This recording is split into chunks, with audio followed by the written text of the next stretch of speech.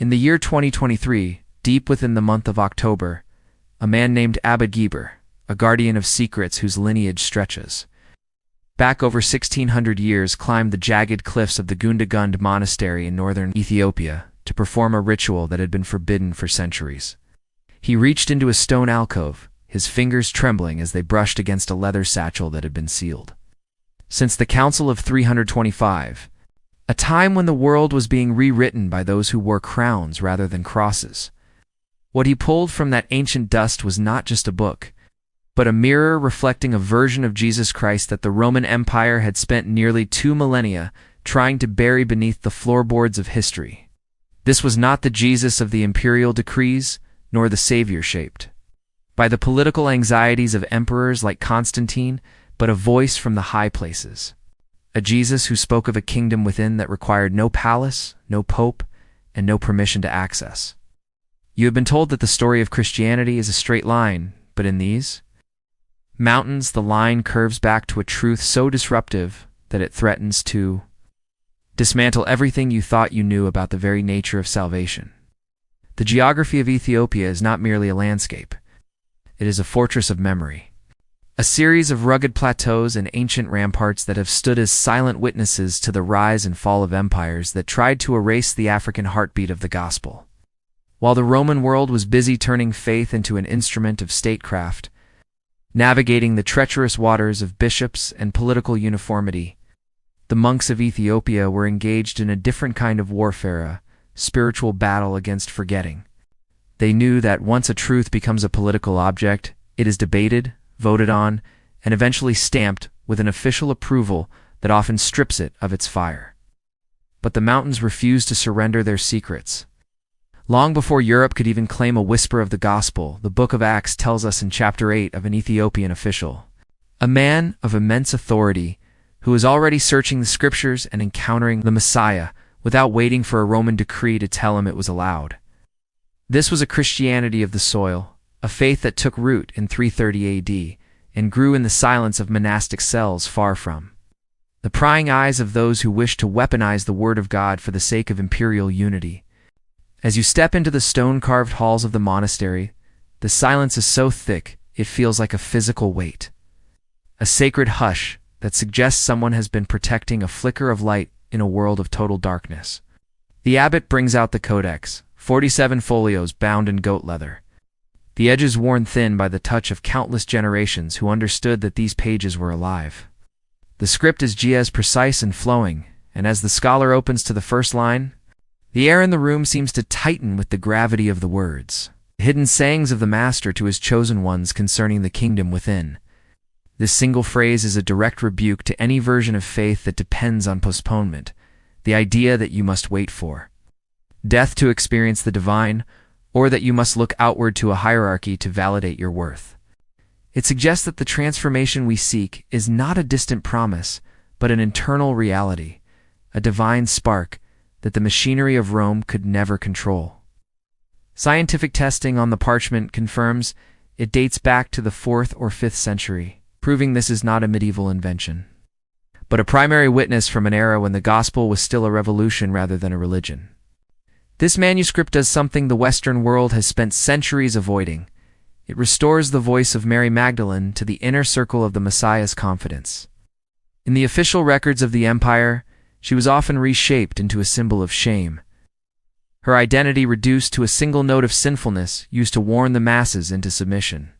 But here, in the shadow of the Ethiopian peaks, she is named among the giants Peter, John, and James without apology or footnote. She is described as the one who understands, a title that carries the weight of spiritual perception and intellectual authority. Jesus does not treat her as a background character or an object lesson, but as a mind capable of grasping the deepest mysteries of the kingdom. He tells her, "You see with your soul," acknowledging an inner sight that is not granted by rank or gender, but by the purity of the heart. This revelation suggests that the sidelining of women in the church was not a divine mandate written into the fabric of creation, but a political evolution, a way for the church to absorb the patriarchal logic of the Roman Empire and call it order. If you are feeling a stir in your spirit, a sense that the truth is finally breaking through the noise of tradition, I want to ask you to take a moment and stand with us. This journey into the hidden heart of faith is only possible because of people like you who believe that truth should never be controlled by power. If you are ready to hear the gospel beyond the reach of empire, please subscribe to this channel and join this community of seekers who refuse to let memory be edited into silence. Your support ensures that these ancient voices can continue to speak to a world that has forgotten how to listen. Like this video to help others find their way back to the mountains. And let us continue this climb together, because the story is only beginning to reveal its true face. The manuscript reaches its most terrifyingly beautiful peak when it reframes the very event that stands at the center of the Christian faith: the cross. For centuries, we have been taught to view the crucifixion through the cold, legalistic lens of a courtroom of payment offered to satisfy an angry God, a transactional exchange where blood is the currency of mercy. But the Ethiopian text records a different tone, Jesus who speaks with a haunting clarity. I do not suffer so that you need not suffer. I suffer to show you the way through suffering. This is not a legal verdict, it is a spiritual map. It suggests that the cross was never about a divine demand for violence, but about a divine solidarity with those who are crushed by it. It implies that the true victory of Christ was not in paying a debt to a celestial judge, but in entering the darkest depths of human pain and refusing to let it turn him into a creature of hate. It is a liberating cross that produces resilience rather than passivity, calling the believer to wake up and walk through the fire with their soul intact. But as the abbot turns the final page of this section, a shadow falls over the text, and he whispers a warning that echoes through the stone chambers. The empire did not just hide the book. They tried to kill the version of you that could understand it. If the cross wasn't a transaction, then the entire structure of the world's power is built on a lie. The silence of the mountains is the only thing keeping the storm at bay. The Roman Empire understood one thing better than any other force in history: control. When Constantine fused the cross with the sword in 312 AD, he knew that a decentralized faith movement of awakened souls who believed God lived within them was impossible to govern. An empire requires uniformity. It requires a center, a hierarchy, and a single authorized story that everyone must follow. This is why the Ethiopian tradition was treated as a threat, a dangerous memory that had to be marginalized and pushed to the edges of the map. The Roman version of Christianity emphasized the legal cross because laws are how you manage a population. If salvation is a status granted by an institution, then the institution owns the people. But if salvation is an internal awakening, as the Ethiopian Codex suggests, then the person becomes ungovernable from the outside. You cannot purchase the conscience of a man who knows he carries the kingdom of heaven within his own chest. You cannot threaten a woman who believes her suffering is a path to transformation rather than a punishment for her sins. This is the subversive gospel that Rome tried to bury, a faith that doesn't build empires, but liberates the souls of those who live within them. As we look closer at the Book of Jubilees and the Book of Enoch texts that Ethiopia honored while the West discarded, was in the way the West discarded. Then we see a cosmos that is much more vibrant and complex than the sanitized versions we were given. In these pages, time is not a random series of events, but a covenant music, a sacred rhythm of 49-year cycles, where every moment is tuned to the heartbeat of the divine. The Sabbath is not a rule added later at Sinai, but a cosmic reality that existed before Adam ever drew breath. This matters because it shifts the focus of the believer from obeying a list to aligning with creation. It suggests that the laws of God are not arbitrary commands, but the very gravity of the soul, the design that allows us to thrive. The Ethiopian scribes, working by the flicker of oil lamps in the high mountain air, understood that they were not just copying words. They were preserving the blueprint of reality. They were stewards of a library that refused to be trimmed, a collection of holy books that saw the world as a battlefield where angels and watchers influenced the hearts of men, and where the struggle for holiness was a cosmic drama rather than a private hobby. The manuscript challenges us to look at the Beatitudes through this lens of resistance. When Jesus stood on that hillside and said, "Blessed are the poor in spirit," he wasn't just offering comfort to the miserable. He was declaring a great reversal in a world that only valued the rich. The loud and the powerful, Jesus was identifying the broken places as the very doorways where heaven enters the earth. He was turning the value system of the Roman Empire upside down. The kingdom within produces a different kind of human being, one who loves their enemies, not out of weakness, but out of a divine strength that refuses to let hatred dictate their identity. To love your enemy is the ultimate act of defiance against an empire that thrives on division and revenge. It is a divine resistance that breaks the cycle of violence by refusing to mirror it.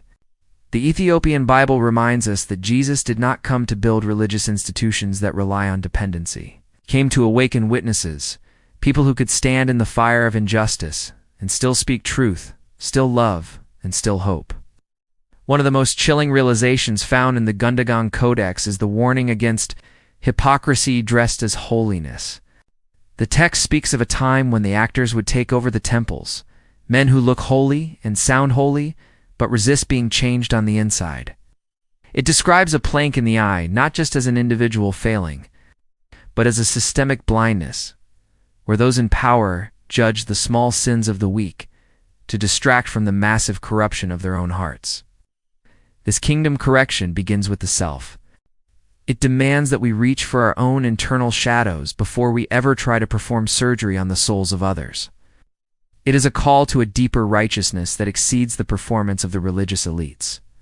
In the silence of the Ethiopian monastery, this message has been preserved for the moment when the world would finally grow tired of the sand-built houses of political religion and start searching for the rock that the builders rejected. The storm is coming, the winds are rising, and the ground beneath our modern systems is shaking. But these ancient words offer a foundation that cannot be moved. What if the Bible you were handed isn't the only Bible God's people preserved? This is the question that haunts the halls of history. The truth is that the Bible is not a sealed box, but a library of the Spirit. And for centuries, the Ethiopian Church has been the librarian of the things we were told did not exist. They kept the Book of Jubilees. They kept the Book of Enoch. And they kept a Jesus who was far too wild and far too free for the Roman councils to contain. They tell us that Cush flows from Genesis, reminding us that the roots of our faith are not European, but African, anchored in the soil of a continent that has always stretched its hands out to God. Our faith is not a borrowed suit, is tailored from our own cloth, a heritage of endurance, scrolls copied in the dark, and of a memory that refused to die even when the chains were heavy. This is not about creating a new religion, but about recovering the whole table, refusing to live on a diet of trimmed memory and edited truth. As we conclude this journey into the mountains that refuse to forget, we are left with a reflection that mirrors the very first breath of creation. The kingdom within is not a destination you reach after you die. It is a living revolution that starts in your conscience right now. It is the voice that tells you that you are seen, you are known, and you are held, even when the world treats you as disposable. It is the strength to build on the rock when everyone else is building on the shifting sands of approval and power. The Ethiopian Bible doesn't just offer new information. It offers a new eyesight, a way to see the Messiah, not as a distant contract, but as a crucified companion who walks with you through the fire.